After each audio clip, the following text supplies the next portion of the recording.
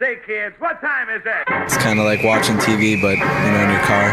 104.7 The Cave, Mike the Intern, Jay Stevens. It's Dark Side of the Stream, episode 159. 159. That might have been the smoothest start we've ever had. Oh, yeah. Nothing was we're actually broken. I don't know. Falling. I don't look like I have had enough sleep, and I definitely don't feel you're that a little. way. Something's off with you today. Yeah, I don't know what it is, but we'll figure it out. In the meantime, we will discuss. We'll fix it in the mix. One of my favorite TV shows of all time. Yeah, you were hyped. You were hyped on. Just had a documentary. It's called Unsolved Mysteries Behind the Legacy. You can watch it for free on Pluto, just like you can watch all of the Robert Stack episodes of Unsolved Mysteries, which some are still unsolved. So help solve a mystery. This documentary. That's a good tease. I watched the hell out of the show, bro. And it starts off with the fact that when I was very small, we were actually, before we moved to Cape, we lived here in Springfield when I was in kindergarten and part of first grade. Then we moved to Cape. I went to school there, came back for sophomore year, graduated Kickapoo, so on and so forth. I was probably 4 or 5. We lived over off of Lindbergh, kind of by the FedMed. And I will never forget, I don't remember my mom telling me not to watch the TV, but when she was doing laundry, she heard that Unsolved Mysteries was coming up Thursday. It was like a Thursday night, right? And she's doing stuff, and she goes, "Michael, you don't want to watch that. It's not good." And then she comes in, and I'm just like, "This is where everything went wrong. This was the moment we just figured it out. That music, we just figured it out. Send me into a spiral because the episode that was like demonic possession. Oh God, right? There you go. And so here I am, 4 or 5 years old, just like. And I mean, I heard that music for years. It would be like, no. Wow. And then when I got older, I don't know, my early teens, maybe before that, I finally was kind of like, you know what? I gotta face my fears. And then I just became horribly addicted to the show because they played it constantly on the Lifetime channel. I mean, it was like if you turned on the Lifetime channel, there was a 90% chance that Unsolved Mysteries was running always. Right, and so that's how I got into it. And then years later, obviously it's free. You can watch it anywhere now, which is amazing. And now they brought it back. Yeah, and well, it sucks because they had a podcast for it too, which I thought was amazing. They just ended it. I don't know why. The Netflix series continues to produce, which hopefully they continue to do that because I think they're great, but nothing beats the Robert Stack episodes. I mean, there wasn't anything like that. There hasn't really been anything since that exists. It's just like the perfect combination that really started out as a thing they didn't even think was going to succeed. Yeah, and it blew up. It just they interview the producers in this documentary, and you could just see it on their faces. Like we really didn't have. I mean, true crime was kind of a thing, and all these unsolved mysteries were kind of a thing. Yeah, this was like the OG true crime. And this is it wasn't like it was new territory, but now you think about the way the world is as far as like entertainment and all these things that we watch and reality true crime podcasts and unsolved. That this is the OG of it all. I mean, there were things like this before, but nothing that just encapsulated all of this into one thing.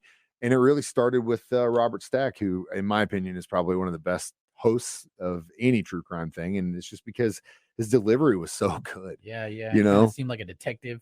Yeah, and he did play a detective in The Untouchables on TV, and maybe that's why they went for the guy. I think so. It kept him in the trench coat the entire time, but you can tell it was always funny to me, especially whenever he would read things like obviously the serious, people have been kidnapped, killed, and we're looking for them. That stuff, was serious. But when it was like ghost things or UFO things, you could always tell. Like right after they hit cut, he probably goes, "Who wrote?" Well, come on, guys, or him laughing or something. He's like on the verge of it. But definitely the professional, and we will talk next about how they got their stories and mysteries in the early days. Unsolved Mysteries on this episode of Dark Side of the Stream continues next on 104.7 The Cave. Mike the Intern, Jay Stevens back in the studio. This is Dark Side of the Stream, episode 159. We are discussing Unsolved Mysteries Behind the Legacy. So when they announced this documentary a few weeks back, they did one night showing in theaters. Yeah. I got a chance to go see it at the Alamo. I don't know how you pulled that off. Well, I wasn't going to miss it. Hear about it. No, because I follow Unsolved Mysteries, and that's why I knew about it. And it was literally like in and out. One night showing. And then they released it for free. While we were watching it, my wife and I looked at each other and we were like, God, wouldn't it be so awesome if they played some segments? Right. So they did the documentary, and then afterwards played like their top 5 segments in the theater. It was just so man. cool to see it there. I mean, I'd seen them a million times. One of them was the missing girl from Clinton Bolivar. They still haven't found with her boyfriend.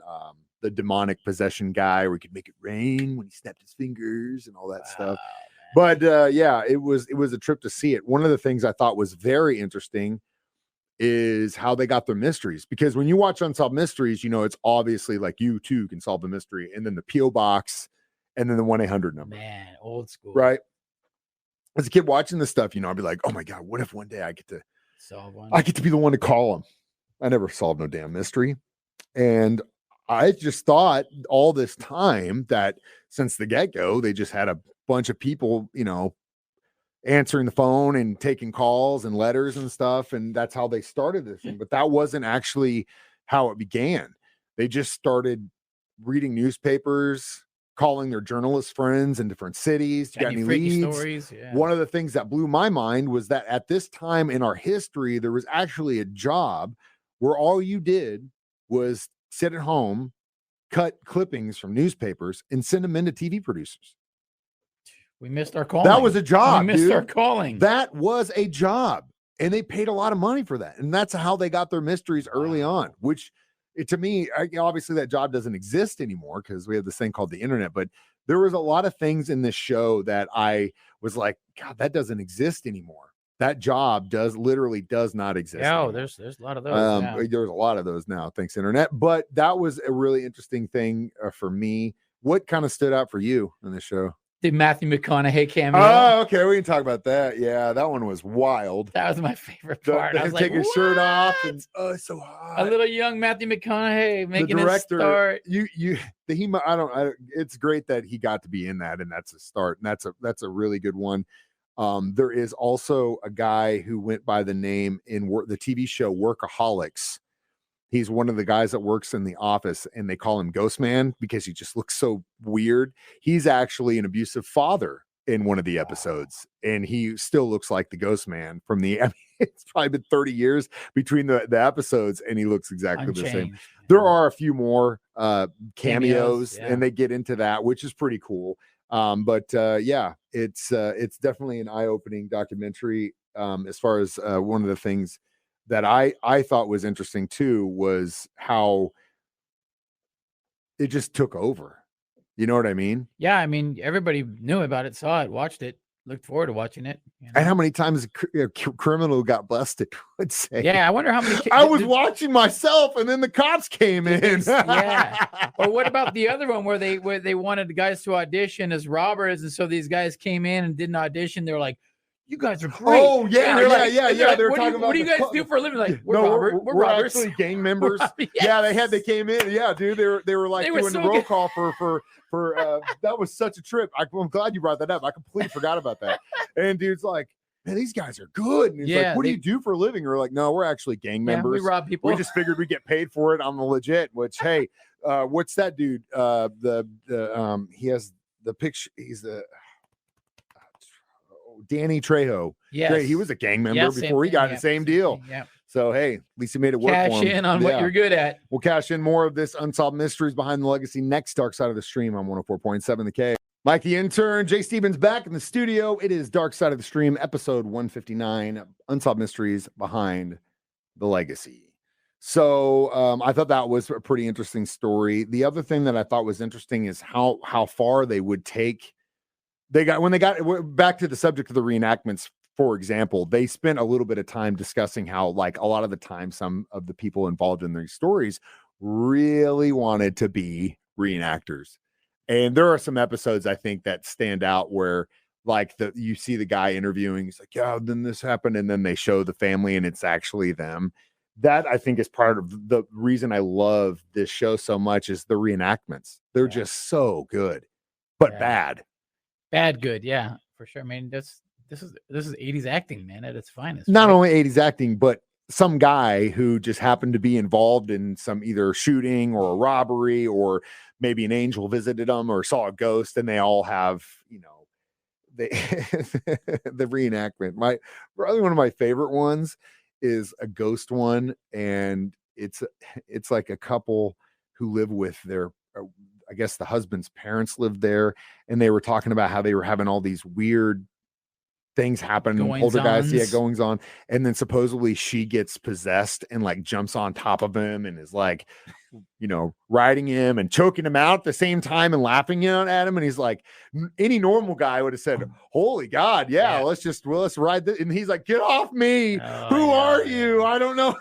I can't remember if he was also in the reenactment too. So silly, but man. It's like, dude, and the girl, and then they cut to the wife and she goes, I don't talk like that. I don't have a crazy maniacal laugh. I don't. And it's like, might have been better off with the demon. Might have been better off with the demon chick. I know, dude. that's what I'm sitting there thinking, like, dude, don't wake her up out of the trance. Did you really want to exercise your house after that? Yeah, let's keep that one. Oh my God. All right. Well, we'll get to our reviews of this Unsolved Mysteries documentary next. Dark Side of the Stream on 104.7 The K. Jay Stevens, Mike the Intern, back in the studio one more time. This is Dark Side of the Stream, discussing unsolved mysteries behind the legacy. So what would you give, how many unsolved mysteries would you give this one? I'll give it 3.5. Hey, thanks. It was free, it was good, and I know it meant a lot to you to us to do it. This is that you have watched over the last 159 episodes of relationship develop between two guys that couldn't be more different from each other, but the love it's strong. And he does go out. He does take care of me sometimes. He knew how much this would mean to me, even though he's right. I watched the whole thing and I knew pretty much everything. Yeah, except I'm sure you knew there was a couple things I didn't know. More specifically, the thing that interested me was how they got the stories early on. Yeah, that's and I had no idea that was a thing, like clipping. I would say probably solid 3.5. It's not like it rewrote the book. No, I'm glad. Just told a little story. It was a cool story. A moment in time. About a show that's 30, 40 years old that is still in regular rotation. And still new episodes now too. That says something about the power of the mystery. So kids, watch it, and because maybe you too can solve a mystery. Jay, what is our next documentary? Well, I was trying to think last night a couple things, and I think I'm gonna go with this family name's been getting a lot of love these days. So I wanted to watch the documentary on the Kelsey brother that hasn't texted. About Jason, the Kelsey brother that did not text my girlfriend. I've actually seen that documentary already. But have you? Okay, I have not. Really good. Yeah, because it's after the Mahomes one, and then everyone's like, hey, they're getting Kelsey. Of course. I mean, let's watch. And even though he's an Eagle and he's part of the enemy, as far as I'm concerned, if we meet him again in a Super Bowl down the road. As a former offensive line myself and a center, I love the guy. I think he's an incredible football player. I'm curious to find out a little bit more about him. I don't know too much about him. He's a good dude. He's the older brother. You could tell he's definitely the more serious of the two. Yeah, a little more. God, the pedigree that Kelsey family has. You got one of the best centers in the league, along with one of the best lines in the league, and then you've got arguably one of the best tight ends in the league coming from the same family. Yeah, it's crazy. That's like that, like the Jones family as well. Now here we go. Here comes the Alzheimer moment, man. The Jones family. Yeah. What Jones family? Two of them are football players, and one of them is a UFC champion. Okay. Anyway, I don't know who that is. I'm completely blanking right now. More than that. I'm completely spaced out. John Jones. John Chandler and Arthur Jones. Yes. Okay. Yes, John Jones, UFC champion, arguably one of the best of all time. Never really lost. And then these two other brothers, Super Bowl champions, right? Yeah. You get pedigrees like that. These families where these brothers are just incredible. Yep. Arthur Jones. Parents are creating super children, know? It's just, or they're raising them right. Either way, we're going to figure that out. Dark Side of the Stream, you can watch every Thursday, 9 a.m. on Facebook or YouTube. You can stream it for free off of our 104.7 The Cave app as a podcast, or listen it during my show at 9 a.m. or Jay's show at 6 p.m. That's Jay Stevens. I'm Mike the Intern. We watch movies, so you don't have to. It's Dark Side of the Stream on 104.7 The Cave.